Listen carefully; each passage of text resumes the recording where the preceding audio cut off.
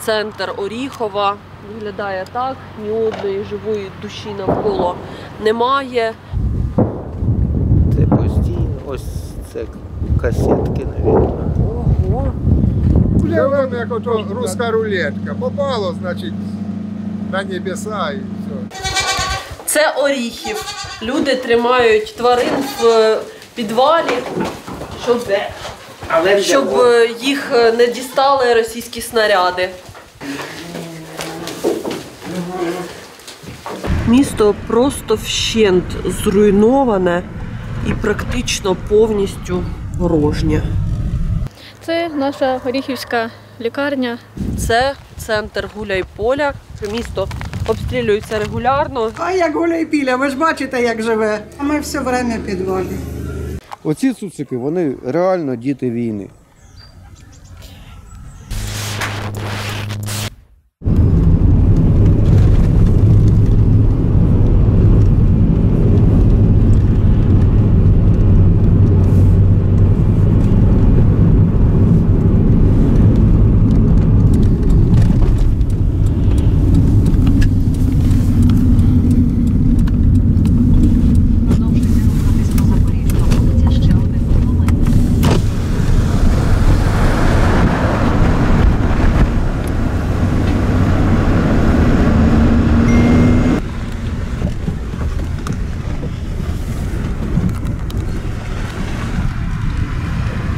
Місто просто вщент зруйноване і практично повністю порожнє.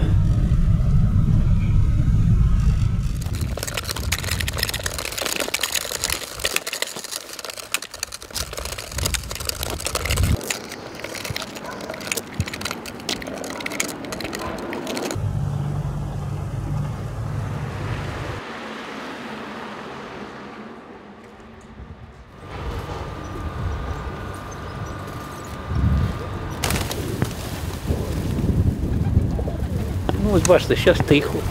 А може через півчаса, через 6 минут може й гупати. Оце неділю назад так. Ну, так, мабуть, дні 4 хороша війна йшла. Ну, тут не далі, я маю в виду, в сторону Гуляйполя, ті пологи. Достають вони, сволочі, достають оце із Нестерянки в основному. Оце оттуда виїхали, в основному ото танком чи чим, так швидко. Не спіло стрельнути, вже прилетіло, а ми ховаємося. Ну, а що робити? Хорошого нема нічого. Їсти, вроді, слава Богу, є, дають і гуманітарку, і оце ось, вроді, якісь ці помощі. Насчет цього не бідуємо. Виїжджати не планують? Ні, тільки тут. Божечко нас охороняє поки. І вас тут, дай Бог. Оце таке. Дай Бог. Да.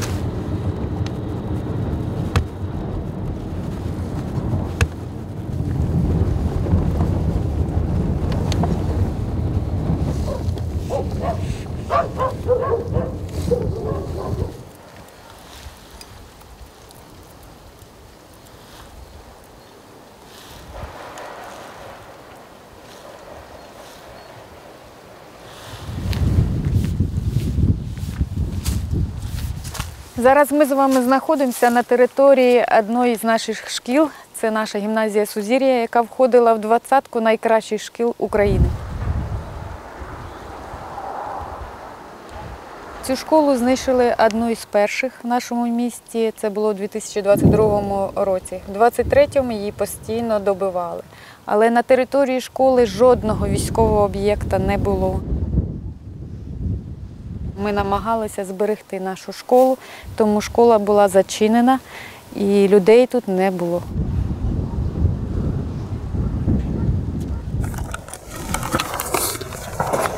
Оце звук, який ми чуємо, це що? Стрілкотня? Це найскоріше, що це зараз над містом кружляють ворожі дрони і намагаються їх збити, щоб вони не змогли побачити і передати деяку інформацію. Навесні 22-го року зупинилися движення російської армії і просто місто засипали. І все це руйнація. Кожен день приносив нашому місту якусь нову руйнацію. Літо 23-го І початок осені було наймасштабніше саме авіаударами. У нас приходилось на місто по 6-8 авіаударів. Потім тихіше стало, але зараз чомусь знов починається все. Авіаудари учащаються, артобстріли постійно. Ви чуєте, в місті постійно, немає жодної хвилини, коли не чути ніяких вибухів. Так, вибухи весь час. Ну зараз їхній наступ, вони наступають, тому знову.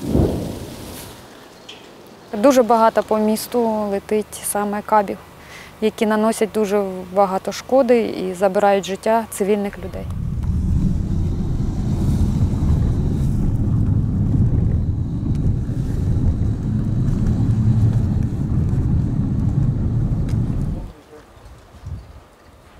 Малесенькі тільки якісь є осередки життя, і те люди дуже бояться, бо бояться, що ми щось покажемо, що там живуть люди, і росіяни обстріляють. Як жити взагалі в місті такому практично зруйнованому? Ну як, світло у нас подається з переривами, подається, вода подається теж з переривами, ну це терпімо.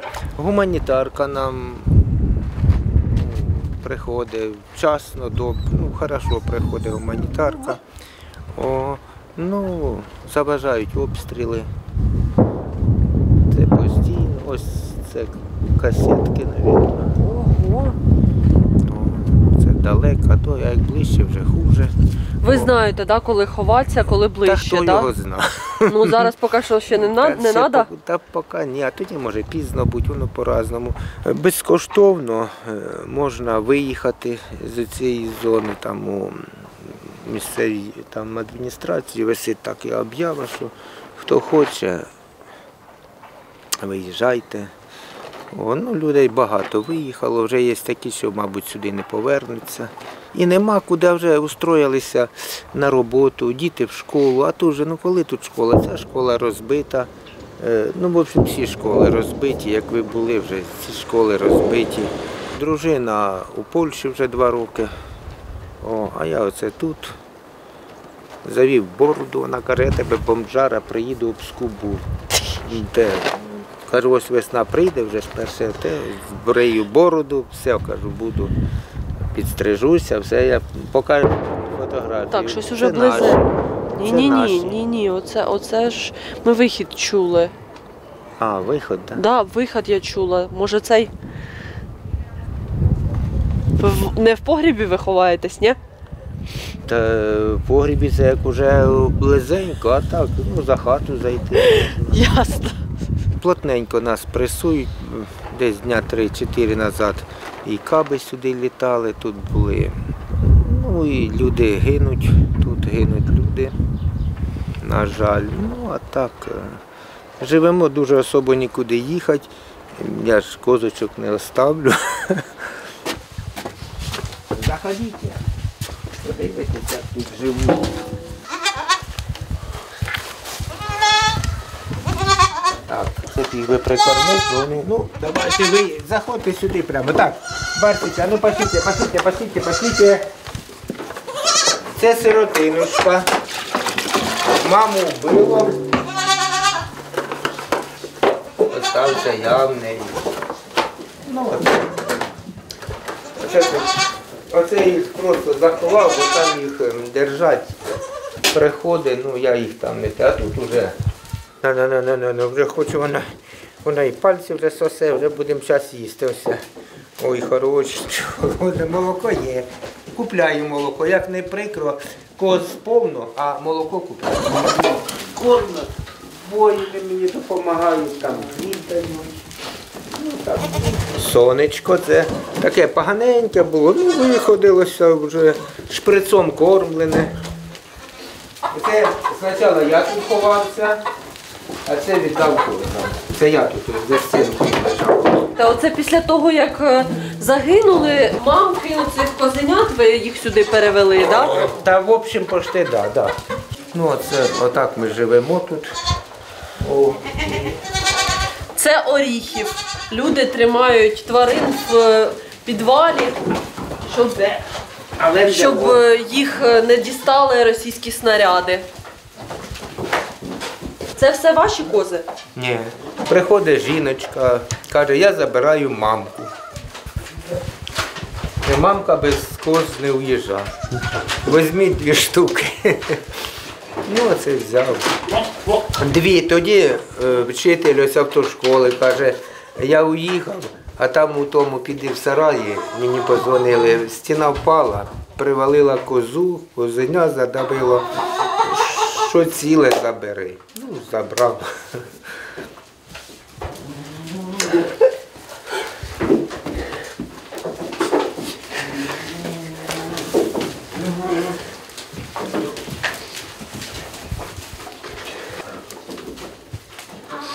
Допомога треба вам якась для них? Чи є чим кормить, як? Та шукаємо. День починається, чим кормить. Оце привіз капусти. Ось вона трошки підпорчена. Оце капустка буду сьогодні різати. Оце дали мені. Вроді би як хліб з булочками. Це в другому місці. Так, а ну, давайте. В 3-му дали картошку якусь, ну вона ж съедобна для коз, съедобна. Це ось черствий хлібець. Будемо сьогодні його оприходувати. Це мені крупи дали там, хто скільки мог. Будемо кашу варити їм, так що вони з кашею в мене. Це ж їздю, собираю, ну це так мене це удачний день. А так буває, що просто накатаюся, ну теж полезно, ж покатався ж.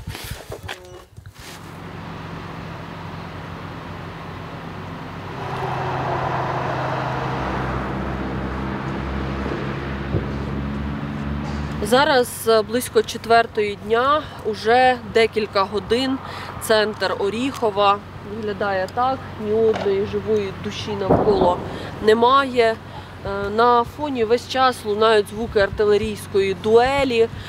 Колись доволі живе 14-тисячне місто, зараз перетворилось на привид. Щоб знайти людей, нам довелось дуже довго їздити по місту і шукати їх.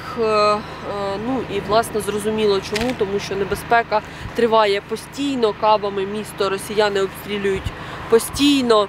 І загалом із прифронтових міст, а воно саме прифронтове, тому що десь в 10 кілометрах від росіян, воно виглядає одним із найбільш зруйнованих із тих, які я бачила.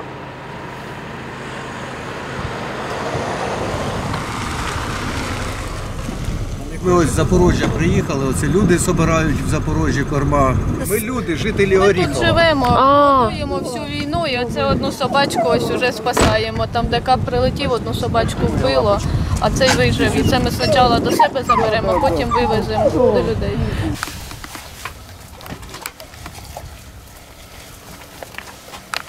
Іди сюди, хороший. Мамочки, я туди насиплю, боїться.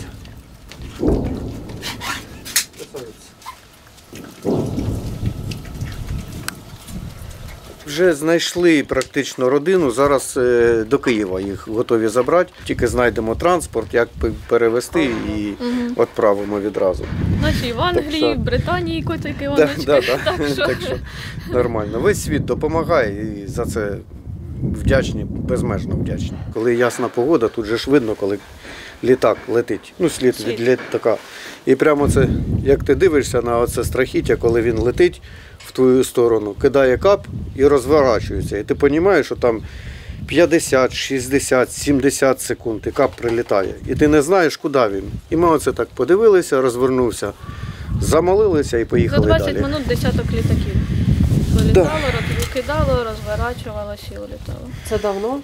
Ну, буквально Позавчора. Позавчора це було.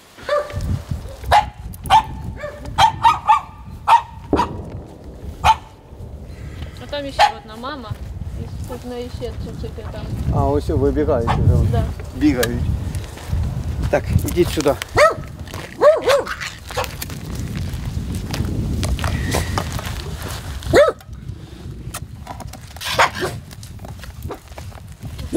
Отак от стараємося всі локації, там знаходимо сухе місце і отак тут в будку насипаємо, щоб у них завжди було. Кушай. Вони і вас трохи побоюються, так? Да? Побоюються, тому що я ж кажу, ну отут от ми їх забирали і опять же ж. Стерилізували. Ось очки, що це кап тут прилетів, тільки на деревах зірвався. От прямо ось. Ось парк, де дерева, верхушок немає. Тобто, ось за парком от, пологовий будиночок наш Оріхівський. От бачите, одні стіни лишилися. Оте от низесеньке здання. Тобто, і отут от прильотів, ну, так багатько було, що ви навіть собі не уявляєте. Тому те, що вони так реагують, є багато собачок, які наоборот нас як бачать, летять і не відстають. Ну, а є такі, що дуже налякані. Я навіть людей, вони просто вже скільки контузій перенесли. Коли оцей кап підірвався на оцих деревах, ми були отут, виходить, дето, ну, метрів нехай 500 максимум. Так трохи вулиця завертає, там великий базар був. І ми там також годували твариночок. І оце коли воно прилетіло, і що ви думаєте, оцей взірвався, коли кап в землю встряє, глиби летять до 100 кілограм. Від держави ніяких не заявок, нічого. Наше бачення таке, що краще те, що держава нам би б дала, краще нехай на хлопців, на військових потрати. Тому ми жодної допомоги не отримуємо, не оформляли собі ні ВПО, нічого. Абсолютно. Тобто наше бачення таке, що поїсти є що, слава Богу, попити теж, слава Богу. І все. Ну, а весь цей процес добра, що ми робимо по містечку, це все завдяки людям. Комусь сподобалась на фото там тваринка, та? Ми її ловимо любими судьбами, там кусається, царапається, гризеться, без різниці. Ми її ловимо, садимо в перевозочку і веземо.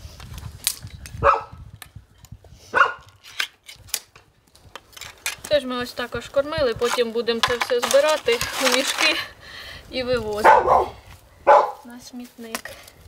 Оце ж цуценята по округі, тут же ж хаток багато побиті. Оці всі іграшки м'які, це ж не люди їх сюди притащили. Це все цуценята гралися, бігали, там побачили, витягнули, притащили погратися. І от вони як маленькі дітки. Оці цуцики, вони реально діти війни. І от вони як люди. От якби дитинка тут була, вона б також би шукала собі іграшку. І от вони показують, що нічим ми не відрізняємося, люди і тваринки. В Оріхові ви жодної будівлі не знайдете без руйнацій. Жодної будівлі не знайдете. Мало того, що вони просто підбили трохи будівлю, вони хочуть її взагалі стерти отак от.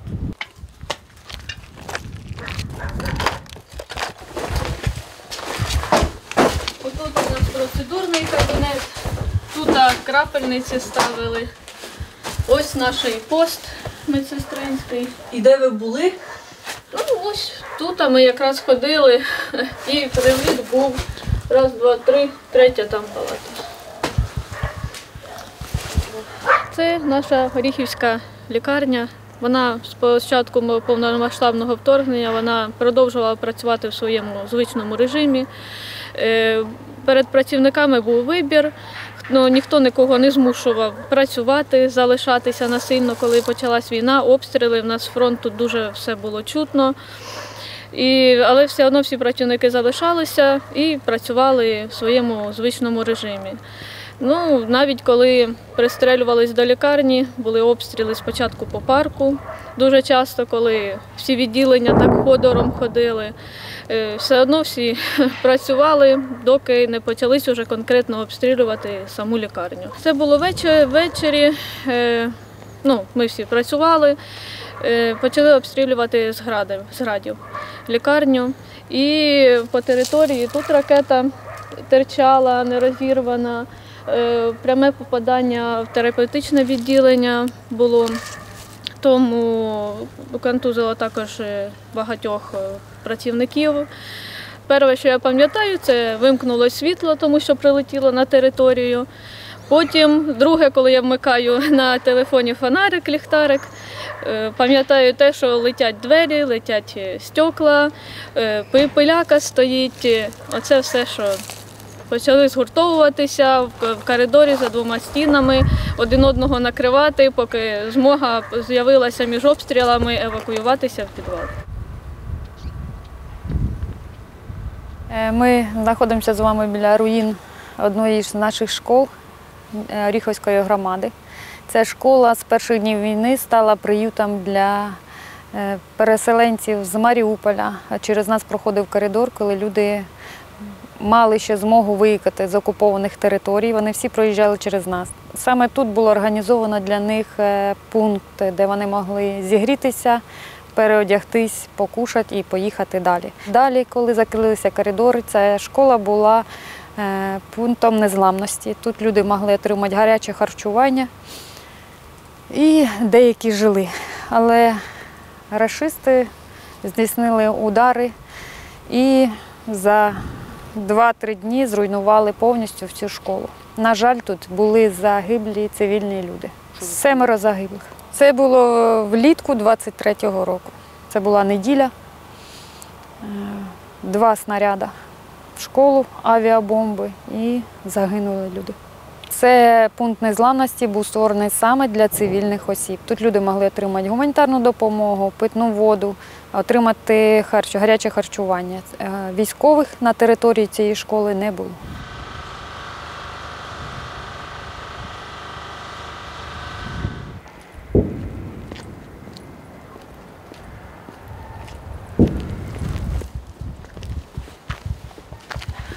Зараз у нас обід.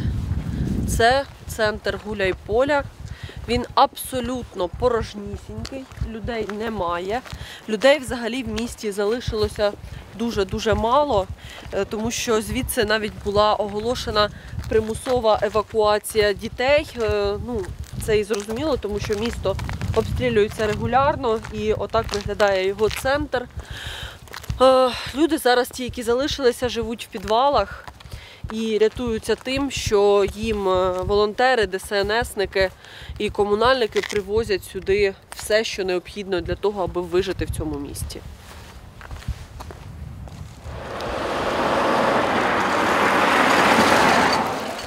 Добрий день. Зупинитесь на секунду біля нас. Як ви тут живете в Гуляйполі? Центр міста, майже нікого немає. Так, нема нікого. Я не знаю, скільки залишилося тут у нас в Гуляйполі. 1000 з чим-то казали, десь отак. Оце 2 роки без світу, без газу це нехай вже так. Вода в колоді затягаємо. Отако ми живемо. Гуманітарку привозять раз у місяць. Оце так. Собак кормимо, курей, котів кормимо. А багато котів і собак вже ходить безприв'язних. Їх вже менше стало. Ото такі справи в нас. КСК розбите, все розбите, я оце подивлюсь на Гуляйполе, в мене ужасть. Учора, я не зрозумів, кидали таке, що я біля річки живу, берег горів, трава вся горіла. Я не знаю, що воно таке. Другі кажуть, фосфорні, я цього не скажу, не знаю. Все, спасибо. Дякую, спасибо.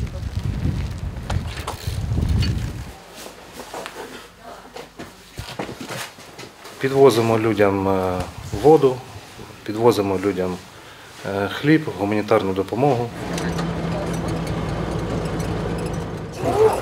Виникає потреба в тому, щоб ви розвозили це в Гуляйполі? Тому що де людям зараз це брати? У нас нічого не працює. Ні магазини, немає ні світла, ні газу, ні електрики. Люди звертаються до нас, ми допомагаємо. Часто розвозите людям воду? Так, кожен день.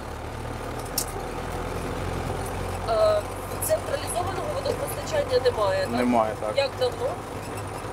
З 22-го року, 4 березня.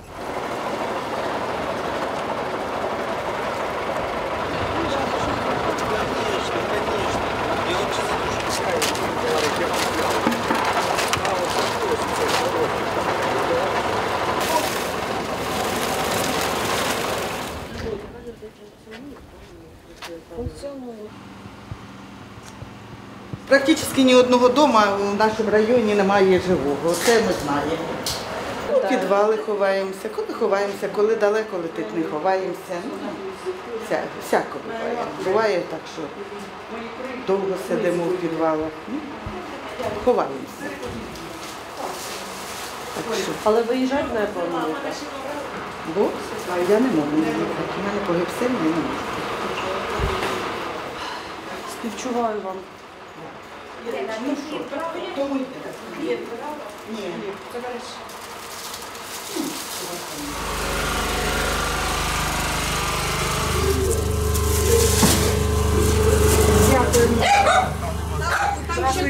Рятувальна служба у нас на першому місці, без всяких тіх, вони завжди. По першому зову чи не по першому приїхали, питають, надо, не надо. Дай їм Бог здоров'я хлопцям цим. А як гуляй піля, ви ж бачите, як живе. А ми все время в підвалі. В квартирі хотілося б жити. Во-первых, розбите все, холодно, води нема.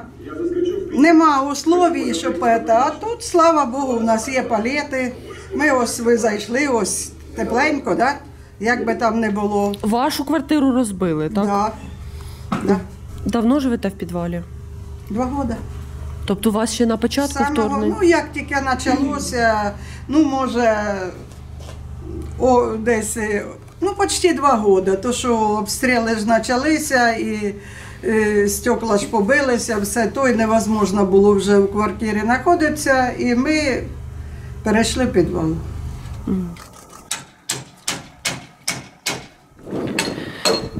Поганенька була. Це зараз машину знищили? Да? А як? Оце ж, да, як у двір прилетів. Да, рознесло все. Так це я вже із городу позносила шлакоблок сюди, а то аж до сусідів шлакоблок по городі валявся все. Тиждень назад. Я йшов від тіля з больниці, як завжди. Тільки доходжу до хати, до сарайчика, то я там на вітіля у нас подих, на весілях. Чую, щось губ, ні виходу, ніде, ні приходу, нічого не було. Тільки губ, на мене земля присипалась тут. Виходжу, глянув, розворотило в сусідки хати, і оце ж, ото в мене теж кроки зняло, там усе то я все уничтожило, суки. Самі криворукі, і нам все тут. Не можуть робити. Либаки тільки воду купити.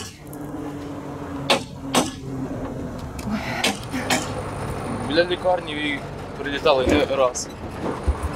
Прилетів туди кап останній раз. Загинув працівник. Спочатку почули попередження про повітряну небезпеку, були в укритті, коли почули громкий приход, вже потім почали через хвилину почали поступати виклики про те, що люди є під завалами і потребують допомоги. Там були загиблі, були поранені, тому робили евакуацію для людей, як поранених, так і загиблих. По декілька приходів в одне й те саме місто наблюдається, працюємо постійно під ризиком для життя, під постійним обстрілом. Обстрілюють практично з усіх видів зброї. Це і артилерія, і РСЗВ, і керовані авіабомби. Тобто все, що в них є, те сюди летить. Це наша робота, ми давали присягу, тому рятуємо, служимо. Ну як, кожну ніч гепають, стіни тріщать. Живемо, як ото руська рулетка. Попало, значить, на небеса і все. І вимучився, надоїло. Так що, а виїжджайте. Ті, хто виїхали, вони ой, не дождуться, як вернуться. Нам доживати тут осталось. Я ж кажу, як тут прожив, простроїв, натягався там усього, а тепер брось усе і поїдь куди? Із сумкою. От городи посадив і буде нормально. А будете садити, так? Обов'язково. Уже спахано, вже морква, картошка, помідори, ну те, що їсти не може. А що ти будеш там? Народ України збудував нашу країну. Оце все збудовано руками наших батьків, дідів.